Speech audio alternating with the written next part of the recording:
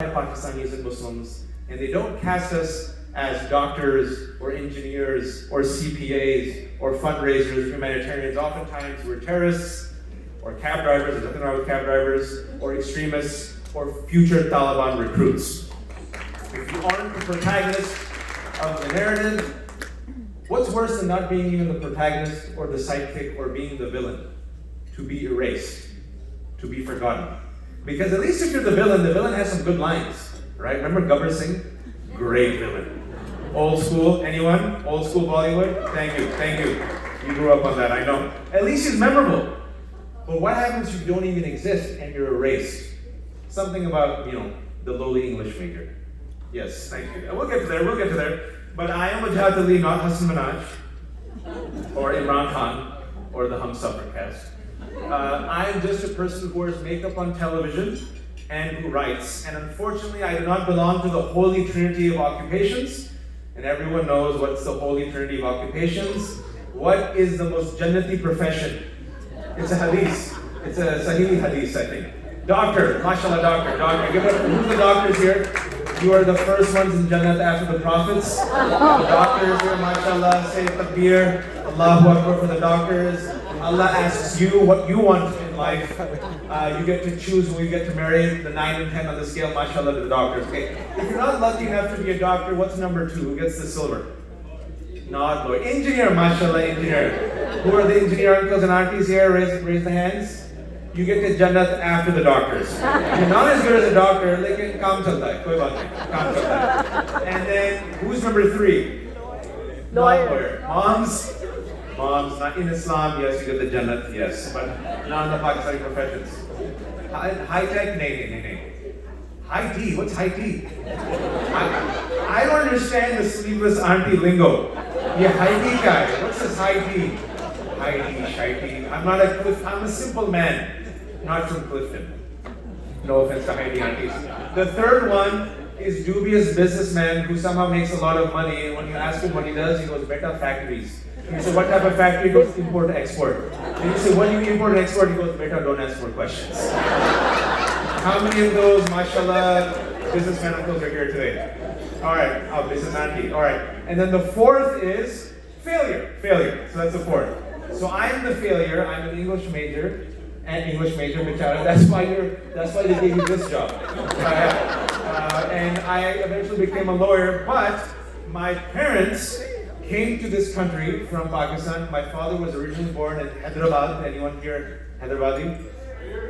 Yeah, okay, two. How not go? That's it. We ruined the language, but we gave you biryani, okay? So we gave you biryani. Thank you for the food. Who here is Punjabi? Calm down. You win because of the numbers. Sorry. Who's Mayman? Thank you for the charity and the business. Thank you. Who here is Pathan? I will not piss you off for the rest of the evening. Some of my best friends are Pathans. I love the Pathans. There's a Pathan auntie on table 29. Do not piss her off. People say, yes, but you learned wisely. Who's miscellaneous? Is everyone else miscellaneous? Sindhis? No? Yay! That was a great yay. Okay, good. Oh, okay, I'm assuming that's you, sir. No? Gujaratis? No? Alright, got enough. Okay, got it. Alright. So my parents moved from India to Pakistan, and my father, thanks to the Immigration and Nationality Act of 1965, was able to come to this country. Now, people forget that the Immigration Act of 1965 lifted the very restrictive immigration quotas that were placed in this country in the 1920s. Because the original invaders and terrorists and rapists coming in the caravan were not Mexicans or Muslims, they were Irish Catholics, Jews, and the Eastern Europeans. And this country freaked out and put quotas on the immigration visas. So in 1965, finally those quotas were lifted. And my father, who was a young student at that time, doing well in Pakistan, with his older brother, Sultan Uncle, came as young students in 1970. And the reason he was able to come is because my dada, when he made a little bit of money in India, he made the decision, I'm going to save this money and invest it in the education of my 5 children, which is what gave my father the ability to go to the good schools in Pakistan, and he worked hard, he was smart. He came here with his brother, they moved to the Midwest, they moved to what they said was the Hayat cold of Chicago, where they had veshat every day, and like, what did we get ourselves into? Where they worked, they went to school, saved money by working late night jobs, sent money to Pakistan, survived with the other Pakistani people who were here. And at that time, my father said that if you forget Pakistani or Muslim, if you saw another Desi crossing the street, you would run to the other Desi, exchange phone numbers because there were so few Desis. You guys remember that? They had to cross over 2 states to get halal meat at that time. And then with a little bit of money, they converted the abandoned warehouse into like a little makeshift masjid. And one of the Namazi ones of the group, one of the sheikhs, had to like learn how to give a khutbah. And my father was one of the Namazi ones, while the other ones were dating Susie. By the way, if you want to make things very awkward, young children, ask your parents, especially your father, about Susie. There's a story, but I digress. Don't judge the sleeveless auntie, oh you uncles who went on dates with Susie. Too soon? Too soon? Awkward? A little bit awkward? Auntie's clapping, she knows what's up. So my parents eventually came here. Abu went back to Pakistan, married my mom, Karachi. They moved here, built up their life. I'm their only child. Yes, I'm a unicorn, an only child. And they decided, they'll name me Wajahat to blend in. And so, yes, thank you. Like, what could be a name that blends into Fremont, California? Wajahat Ali. 3 syllables. It's 2019 and there's still not a Diet Coke with my name on it, or a Disneyland keychain. Inshallah, one day there will be a keychain with Wajahat. Also, what was awesome is I'm left-handed. So for those of you who don't know, in our culture, they try to convert left-handed people to right-handed people. MashaAllah, okay? Who here is a jinn like me and is left-handed? 1, the child. Oh, he was. They converted you. Shock therapy. 1. Who else? 2, 3. Okay. So, 4, 5, 6, 10 jinns. MashaAllah. Okay, good. Also, they decided not to teach me English. Because who needs English in the United States of America? So they dropped me off at Child's Highway Preschool. Name is Wajahat Ali, only Pakistani kid, only Muslim, Fremont, California, left-handed, only knew 3 words of English. True story, these are the 3 words of English. Shut up, because I'm used to say shut up. Idiot, because I'm used to say shut up, idiot. And for those of you who are old enough to remember the spaghetti commercial from the 80s, remember oh spaghetti-o? But I was a fob, so I used to say oh pasgario. Shut up, idiot, oh pasgario. I was also very mashallah. Mashallah means I was also very healthy. Healthy means I was also very big boned. Big bone, I was fat. I was so fat, mashallah. This is where you have to ask, how fat were you? I was so fat, how fat were you, that the Sears, remember Sears? They used to have one pants section called the husky pants section. Anyone remember the husky pants? Who is mashallah like me? Uncle is mashallah, another mashallah, who is mashallah? Can I have 3 mashallahs? 4? There's always 4, but they're all traumatized. Right now there's people crying, they're like, don't bring up traumatic memories. There was this one pant called the husky pant for us mashallah people. And these pants, to make it more humiliating, on the back side of the buttocks, on huge 90 times New Roman font, it said husky. You can see it from space. Uncle knows what I'm talking about, he's about to cry. Remember, Uncle? Remember how humiliating it was? So husky pants, fat, 3 words of English, left-handed, with lentil stains on my shirt, Wajahat Ali. And yet I ended up graduating from UC Berkeley with an English major, ended up becoming an attorney, and I married the high school varsity cheerleader. It gets better. Say takbir. I love America.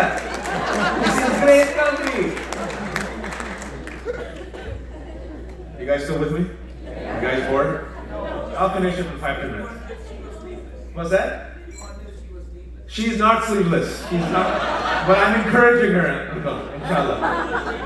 She was no cheerleader. Wow, that's the wild Uncle. This is Uncles After Dark. Table 8.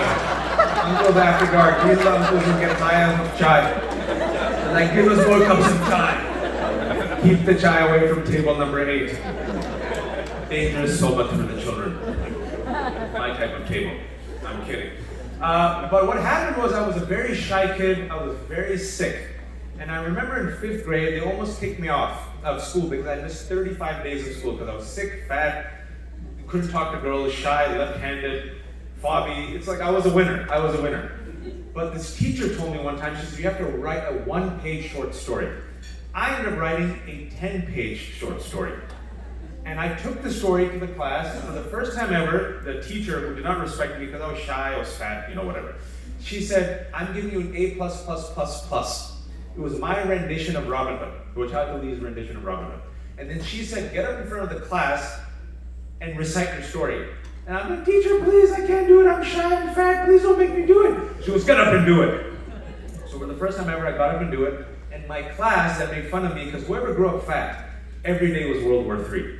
Even the kid who ate paste used to make fun of us, right? It was like the worst. So my class, for the first time that used to make fun of me, gave me izzat and respect for the first time ever. Then she said, you have to go in front of the upperclassmen for the talent show and recite the story. And I said, I'm fat, please don't make me do it, I'm shy. She goes, do it. So I went up 2 weeks later in front of the upperclassmen, recited the story, and for the first time ever, my seniors gave me respect. And right then I realized I unlocked a superpower.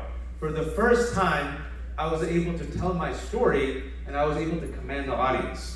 I went home, true story, and I gave the story to my father. It was a Saturday afternoon. Abu was drinking chai. Not so many chais like table number 8, but respectable chai. He read the story. He goes, Beta, I think you might have a talent. You should think about becoming a writer. My mom ran from the kitchen and said, Beta, first become a doctor. It's a true story. True story. But I have to give my parents respect because they identified a talent, and unlike other friends of mine, that actually encourages this talent. They said that if we forced you to become a doctor or an engineer, you would be miserable.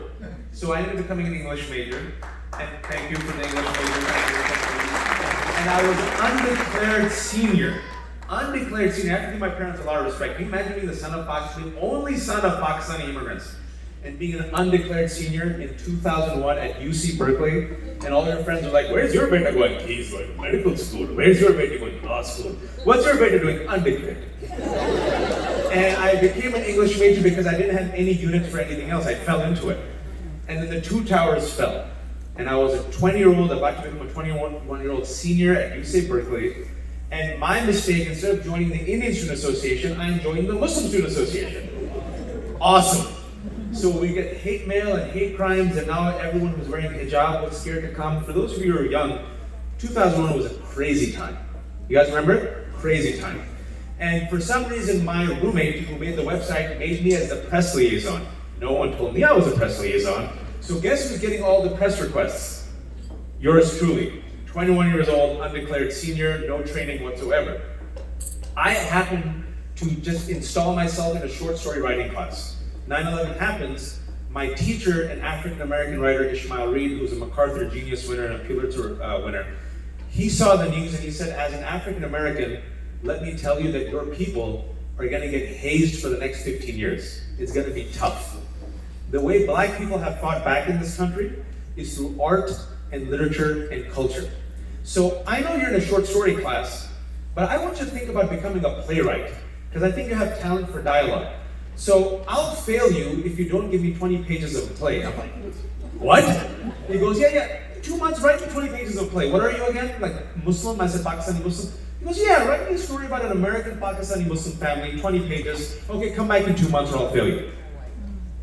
That became the genesis of the play I wrote called The Domestic Crusaders. I started for my 21st birthday. I finished it for my 23rd birthday with the encouragement of my parents and the teacher. When that play first came out, I decided to promote it in front of my community that looked just like you in Fremont, California. This was 2003. I knew my community would only come out for Khana. So I transformed the local Pakistani place, which is called Chandni, Chandni restaurant. I said, I'll make it a dinner theater experience. If you give me a buffet with kheer and chai and the entire space for $8 a head, will you do it? And he goes, I'll give it to you for $10. So I went home to my father, I tried to get it for a lower price. And my father said, Fayaz said that, I'll go with you. So my father went, rolled up his sleeves. True story, he said, Fayaz, how many events have I done for you? And this is a respected showman. You will give him the space, 5-course meal, kheer and chai for $6 a head. And I got it for $6 a head. All right. I went to my chacha. I said, if I give you my play and a buffet meal for $15 per person, will you come? My chacha, my hoon, my blood said, if you make it $10, I'll think about it. We did it for $10. I was broke. I graduated from, I was in law school at that time. Instead of doing law, I did this instead. Using my Fujitsu laptop. There was no Twitter at that time, no Facebook. I did my own advertising. If you get 50 people to a stage where it's a hit, we got 350 people. Most of my community came, to be honest, most Pakistanis came to see a tamasha. They told me, they told me to my face. There was Shehzada was there. He was the guy who told me this. They stayed, they gave a standing ovation, and there was one uncle at that time who said, "Beta, ye useless writing, playwriting, kyun kar rahe? Do something useful like protest." You fast forward 10 years, as a result of that play, once I graduated from law school, I somehow practiced law, but then I fell into writing, I fell into journalism, one thing led to another. I did the play in New York, that did well. I did a think tank report, that did well. I ended up on TV. One thing led to another, and that same uncle a few years ago came up to me and he said, "Beta, I've been in this country for 40 years. I've done everything right. I've paid my taxes, I've lived the American dream. I have 2 children, I made them into doctors. I turn on the TV and they still see me as a terrorist. Gosh, if I made one of them into a writer or a journalist, you have my dua." And I'll end. Are you guys still with me? I'm ending in 5 minutes. You guys still with me? Sheikh's on board? Good. All right, he says good. But the time is ticking. All right. But if you think about it, my dad rode his education across the Atlantic from Pakistan to America. And I rode my pen from literally Fremont, California, where I was completely broke, all around the world. Not my law degree, but my pen. And I hear Pakistanis always say the following: "Beta, hamare paas Rumi tha. We had Ghalib, we had Fez, we had Munto. We were great one day." And I always ask, where is the Rumi and Ghalib and Munto of Michigan? How come we're not investing in them? And this is why I came here, even though my daughter is sick. She just had a liver transplant a month ago. She just turned 3. She was diagnosed with cancer 7 months ago. It's a very rare form of cancer called hepatoblastoma. Allah shook her. I mean, it was very dangerous, but a month ago, an anonymous donor came out, gave her the liver transplant. She's doing well. MashaAllah, thank you for the du'as. And so my DD gave me the ijazah to come out because HDF, because the money is not that great. It's not bad, but it's okay. But I came out for HDF because it's my wife's CTP. You can go for HDF. And the reason why HDF is good is because I did the research. HDF actually invests in people who look like me but were not privileged enough to be born here. You ever think about that? When I go to Pakistan all the time. I go to Pakistan all the time and I always look at kids who have so much talent. I say, what's the difference between me and him? Luck. Dada invested in my father's education. Nationality Act happened in 1965. Abu came with Sultan uncle, worked hard, got lucky. Let's be honest, luck. Luck is the reason I'm on CNN compared to all these other Pakistani kids who have so much talent but they don't have the opportunity. And HDF invests in them. They have trained over 12,000 men and women through vocational skills. They've helped reduce poverty in HDF-sponsored areas. They've developed and sustained women's leadership, this is important, in village development organizations, and sent thousands of girls to school. And I want to end on a brief story about Pakistan. In 2012, I visited one of the poorest villages in Sindh. It's Mirpur Sakro. It's a village of 500 people, 49 huts. A nonprofit, just for over a year, helped these villagers, especially the women. It gave them vocational trainings and bookkeeping skills. Okay? After a year, these women, primarily women who run the show, as the women in my household do. This is true. Women run the show. Uncles are like, "Beta, don't tell them in public." After a year, the villagers were making a profit. All the women were the business managers, and all their daughters from age 6 to 12 were now 100% literate, compared to 31% of the village. And met one 12-year-old girl, Sakafat, who gave the presentation. And I asked her what she wanted to be when she grew up. It's a true story. She immediately jumped up and said, scientist.